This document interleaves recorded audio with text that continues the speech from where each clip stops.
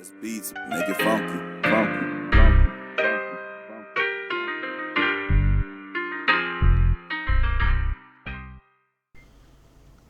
Yo, what is good, MFers?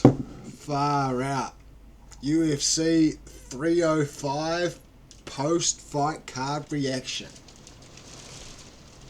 As the hail comes down outside. Holy shit. Nasty. Fucking so much for sunny old Nelson, eh? Woo! Fucking let's go. Not a bad card at all. Fuck, it was a pretty rough start to the night though, to be honest. Old Stuart Nicol on the early prelims making his UFC debut on an 8-fight unbeaten streak, facing off against Jesus Aguilar, who, it is to be noted, missed weight. So Stewie Nicol came out. The very start of the fight, there was a little bit of adversity. I think Jesus Aguilar landed a couple of shots early that had Stuart Nicol kind of backing up a little bit. But then once he got his bearings, he managed to get the takedown and he managed to start fucking working to the back. He got the back, got ground and pound, and he's got a tendency to kind of work from there, ground and pound, threaten the choke, ground and pound, threaten the choke, back control, and then get the finish that way, as he's done in his career so far. And it almost looked like that was what was about to happen. And unfortunately, in a scramble, one of the scrambles, as he was kind of trying to get his hooks in and trying to take Aguilar's back, Aguilar kind of based out, stood up, and unfortunately Stuart Nicol kind of, you see, he kind of tried to balance, stay on the top and keep his position, but he slid off. And then Aguilar managed to kind of take us back, and I think Stuart Nicol turned into him and shot again. And as he shot, Aguilar wrapped up the guillotine, and that was more or less, that was a wrap. He tried to fight out of it, tried to kind of stack him, get a bit of space to breathe, but Jesus Aguilar had that thing deep and squeezed and unfortunately, Stuart Nicol had a little bit of a nap. But he, up until that point, he was looking good, so that's a takeaway. He'll be back anyway. Quite often when those guys that are unbeaten guys get that kind of unbeaten streak off their back and they don't have to keep worrying about, oh, I'm an unbeaten fighter, I wonder what it's going to be like when I lose. When they finally get that loss and it's like, oh, I'm still alive, nothing changes, we're back in the gym the next day. So I'd like to think that's possibly a gift and a curse for Stuart Nicol. Who knows? But yeah, it was a rough way to start the card if you're an Anzac or Kiwi fight fan. Song Kenan, Ricky Glenn, that was a banger. Song Kenan ended up, he didn't get the TKO. He rocked him a couple times though. It was a reasonably action-packed fight. Ricky Glenn kind of kept digging himself back into it though. There was a few times there he looked like he was probably not going to make it out though. Tom Nolan versus Alex Reyes. That was the first time I actually remember watching Tom Nolan. Supposedly he was a Contender Series guy and he had a good showing on the Contender Series. And he looked really good there as well. Sharp, striking. He might have got ahead of his skis a little bit a couple of times and started feeling himself a bit too much. And Reyes kind of reminded him that he was in the UFC. But yeah, he got a pretty clear decision victory at the end there. Then you got old mate Jack Jenkins.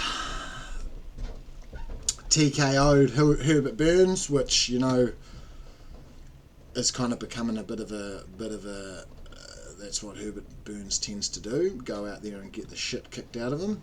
Unfortunately for Herbert, respect to him though, anyone that goes out there's a fucking legend. But yeah, Jack Jenkins getting it done. Casey O'Neill though, whew, didn't she have a performance? She reminded everyone why she was such a highly touted prospect a year or two back, because did she look good or did she look good? Especially because Luana Santos had been looking really good and people have kind of been touting her as possibly a bit of a problem in the division going forward. So Casey O'Neill came out and she beat her pull at a post start to finish. So shout outs King Casey.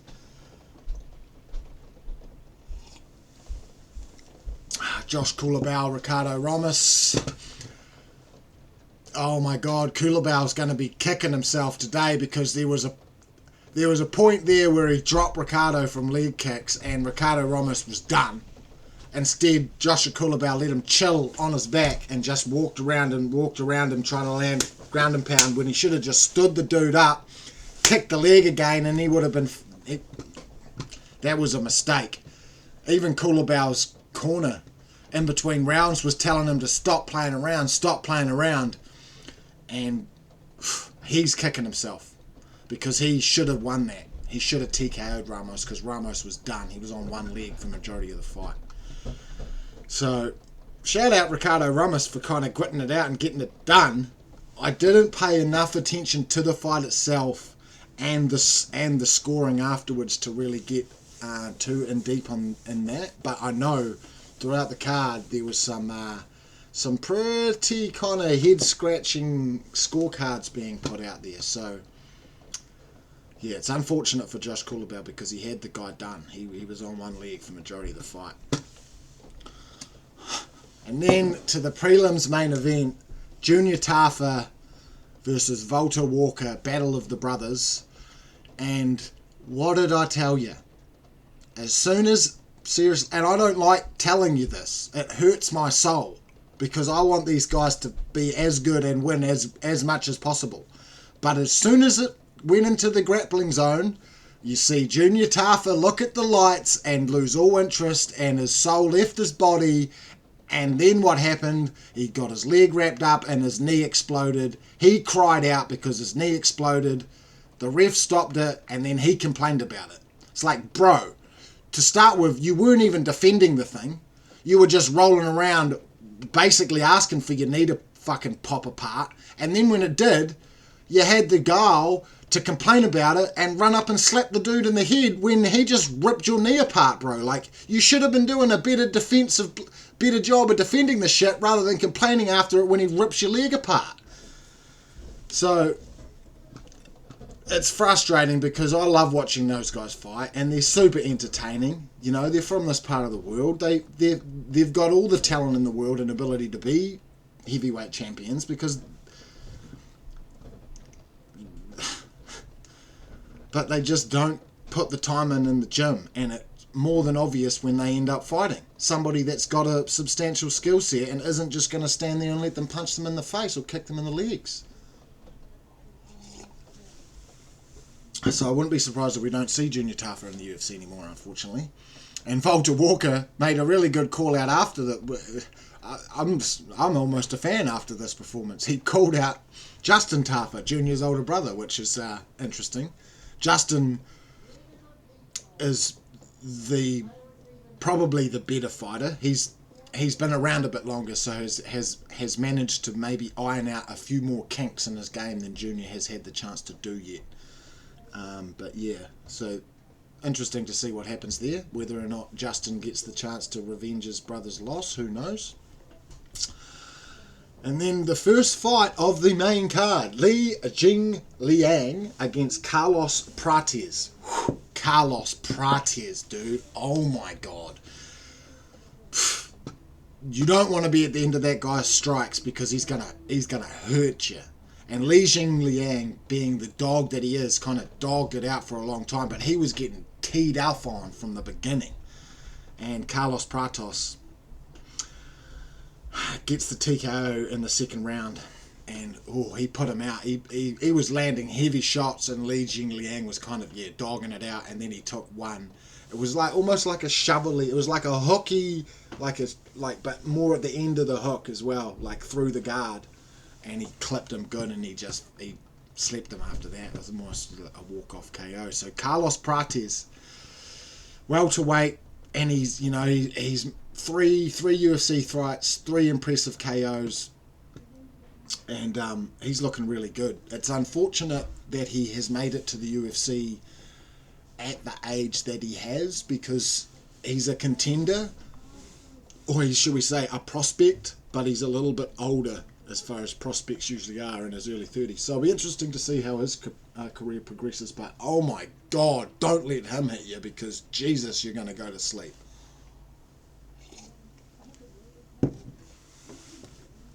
moving up the card to another fan favourite and favourite of mine, which I have a feeling we may not be seeing in the UFC for too much longer. Unfortunately, Tai Bam Bam Tuivasa loses an oddly split decision. It wasn't a split. This was actually quite funny. One of the judges gave Tai the fight 30-27, which I can only assume for whatever reason he just managed to put the wrong name and was actually scoring at 30-27 Jairzinho. Because if he scored at 30-27 for Tai, that's dodgy, because there's absolutely no way that was the case. So I'm putting my... I'm guessing that he was getting the names, he somehow on his score sheet got the names mixed up. Because if that wasn't the case, then take a look at that fella, because that's a little suspect. Unfortunately for him, he was taken off the judging for the rest of the night and got to go have a beer. Because they took that judge off the judging panel for the rest of the card after that. So Jairzinho dog walks Tai throughout the fight, out kickboxes him. Tai landed a couple heavy shots in some kind of rougher exchanges, but didn't really ever seem to put Jairzinho in too much trouble, and kind of just got the fucking shit jabbed out of him for the rest of the fight. So, unfortunately, we may not be getting any more Tai Tuivasa in the UFC. He was entertaining. It'd be a shame to see him go, because he's the fucking man, but yeah.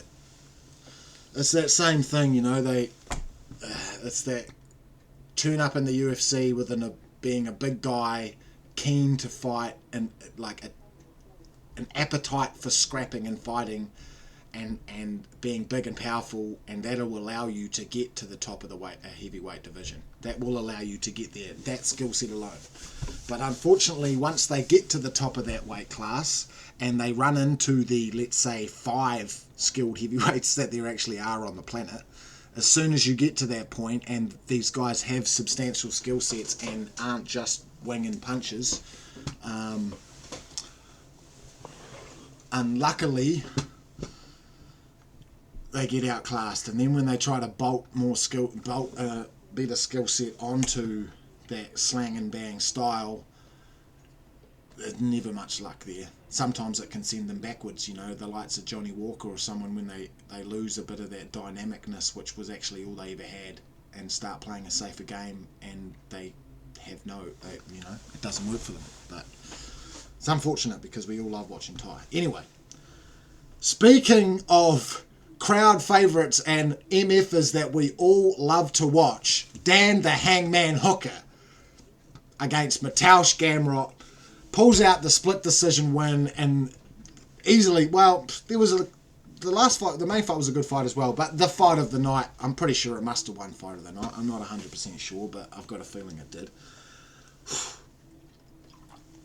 Dan Hooker, man, this guy is a legend. Epitomises Kiwi battler. Like,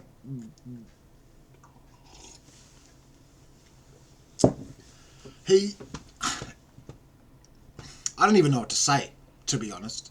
I don't know how many people, you know, wanted him to win, and was speculating, me myself as well, that, you know, he has the skill set to win it, but he's going to be pushing S uphill to get there.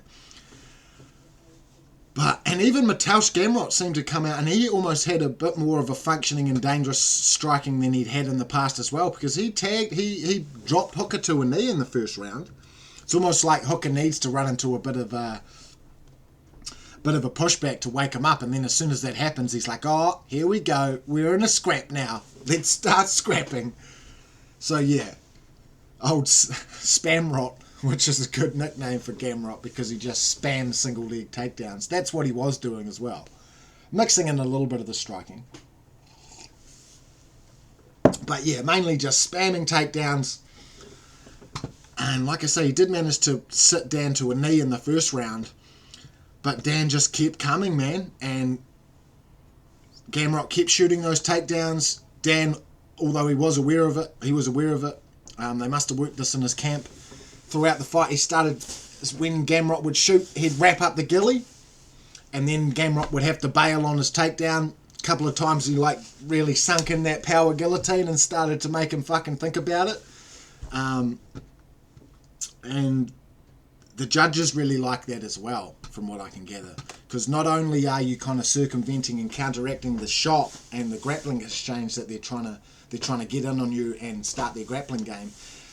So judges obviously are going to take into consideration some sort of defensive approach to stopping the grappling. But if in your defense you're attacking, which was what Dan was doing, and stuffing the takedown, then automatically going for the guillotine, I think that really pays off in the judge's eyes. Not to mention Dan was the one marching forward for the majority of the fight. If Gamrot wasn't shooting, then he was on the back foot against the cage because Dan was pressuring him. Dan looked really good with those long teep kicks. It's like Izzy in the main event as well. It's like the whole lot of them had kind of paid attention to body work throughout their camps, because Dan was just working the body of Gamrot. And he just pressured him the whole fight. Bloody, they were both bloody. It was a really good fight. Like, Gamrot put up a good fight. He's not, people mention that he's a boring fighter. I don't think that he is, especially after that. But so Dan Hooker coming in at lightweight number 11, facing off against Mateusz Gamrot, lightweight number 5. Guess who's back at number 5 at lightweight now? Dan the Handman Hooker. So now he's back in the running for rematches with Poirier, fights with DuBronx. Who doesn't want to see Justin Gaethje versus Dan Hooker? He's right back amongst it with all of these. Let's give Dan Hooker the next BMF belt. It's like, that's it. The motherfucker's a BMF. That's crazy, man. Like, the doorways, the opportunities that have opened up for Dan Hooker now, being a fan favourite and being number 5 ranked in the lightweight division. Like, he's got rematches coming out of his ears now. You know, I'm sure he'd like to get that fight against that loss back against Chandler, or he's got matchups for days. So we're going to be seeing Dan Hooker at the top of some more cards in the close future. So shout outs Dan Hooker. And then another one come out here and showed improved and had about as good of a performance as you could ask for. Kai Don't Blink Kara France against Steve Erceg. And Erceg, somebody that the MMA fan base is very high on at the moment after his close split decision loss against the flyweight champ Pantoja. So coming in, people were already writing Kai off and thinking that this was Steve's fight to lose, which, you know, considering I probably thought the same, considering he'd had such a good performance in his title fight, and Kai was coming back after a 14th month-ish layoff, as well as getting a little bit older for the flyweight division. But Kai wasn't having any of that, and Steve Erceg, unfortunately, I'm picking that this must have been something that the CKB boys had picked up on again, but Steve, when he was just exiting back in a straight line, which allowed Kai to throw 3-4 punch combinations and then land and catch him at the end, which is exactly what he did. Caught him with a beautiful hook that dropped him to the ground. And I will note, and I'm glad, that it was one of those ruthless, you know, when they catch them and clip them cold when they're going backwards and their momentum sends them back. And quite often when that happens, you see guys' heads whip off the canvas when they're knocked on the ground, and that's when shit gets nasty. That's when you get concussed. But then when you really get fucking concussed, when your head whips off the ground. And luckily for Steve, he wasn't knocked out enough. I think halfway down he was probably conscious and was able to kind of brace himself. So when he hit the ground, his head didn't whiplash off the ground, which allowed him to get back up, hopefully not take too much of a concussive blow.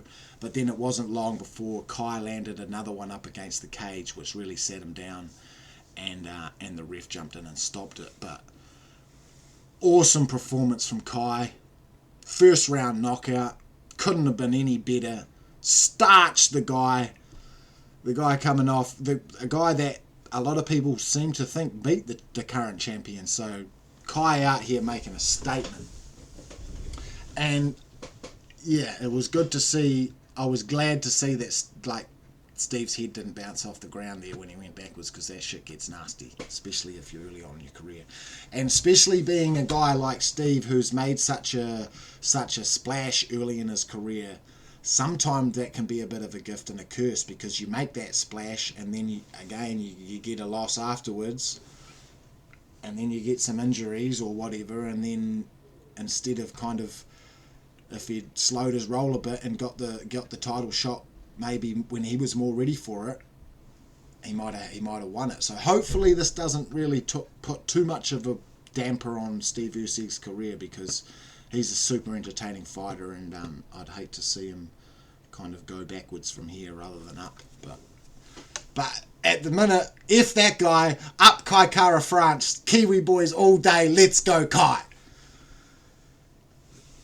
And then, unfortunately, that was about the last highlight of the card.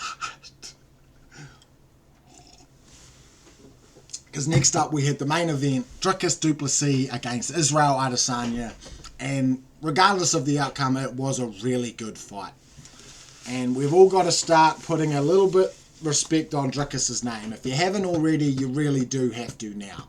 Because the Israel Adesanya that came out and fought him yesterday was not the lackadaisical, half-asleep Israel Adesanya that fought Sean Strickland. Izzy was switched on. Izzy was there to fight. He had a game plan that was working. He was laser focused on landing those body shots. I think at one point he'd only missed one body shot. It was something like 96%, 24 throw and 23 landed. And that was in the third, or like getting close towards the end of the fight. So I wouldn't be surprised if the statistics ended up Izzy in the 90% striking ratio for his body shots, which is super impressive. And they seemed to be, as the fight progressed, like taking a bit of a toll on Dricus, because he looked good, man. He was landing good shots. There was a couple of hooks and a couple of uppercuts that Izzy put a bit of sauce on that only just missed, and if that happened to connect, the outcome of the fight could have been completely bloody different. But Dricus, Dricus having come from a kickboxing background as well as Israel, but Dricus having, not as aesthetically pleasing of a kickboxing style like Israel, but on top of a really substantial kickboxing skill set, he's managed to also build a really good offensive grappling game. He's powerful. Those bum rushes lead to him being able to just continue into you and scoop your legs out from underneath you. And that's what he did here. Because to me, it was like he almost made that decision in the fourth round when it seemed like the tides were kind of changing and Izzy was starting to find his range and Dricus was starting to gas a little bit and being a slightly step behind Izzy on the speed and the kickboxing exchanges, and Izzy was starting to get it up on him, and it was almost like Dricus was like, fuck it, he's starting to find his range and I'm starting to have trouble here. I better go into my toolbox and find something that might kind of make him think twice, because Izzy had been caught in, had been taken down, and Dricus had tried to work to his back throughout the fight, but the times that Izzy was on his back, he kind of still had somewhat of a frame and was able to build from that frame to get to the fence or at least protect himself. In the exchange where Dricus kind of rocked Izzy, and Izzy kind of exited and tried to escape along the cage, Dricus followed him, collected him again, and then Izzy was kind of dizzy, obviously slightly buzzed or whatever, and at that point Dricus took him down, and when he took him down, he made sure he took him down, and Izzy had no base, nothing to build up from, and he tapped pretty quickly as soon as Dricus got his hand around his neck. You kind of see Izzy after he taps go, fuck, Like he didn't put up a hell of a lot of a fight at that point, and it's reasonably understandable because the guy had just been hit with some pretty heavy shots. So I'd almost wouldn't be surprised if he was in that situation, but possibly not buzzed. He might have managed to survive, but unfortunately he'd been rocked leading up to that, and then he got tapped pretty quickly. But Izzy didn't look bad. He looked quite good, to be honest. Obviously 35-ish, he's getting older. People were kind of questioning if we'd seen the best of him, which I can't help but feel like we probably have, but it's not like we can't see more good stuff from him at the same time. Yeah. Bloody entertaining card start to finish. Dan Hooker always steals the show. Give that man the key to New Zealand or something. Give that man the key to the Pacific, because god damn it, every time he shows out, new mythical fighter unlocked, tattered blonde Hooker, dangerous man. Kai Kara France making a statement, back in discussions for title shots. He won his last fights against Amir Al-Bazzi. We all know that that's what happened. Israel, although he lost, good showing in his return. I'm sure there's still plenty more entertaining fights for Israel down the line, whether that means hanging around at middleweight or possibly continuing to get a little bit thicker and moving up to light heavyweight. Either way, I always tune in to watch him fight. Second best middleweight ever. This doesn't change any of that. Shout out to Israel Adesanya.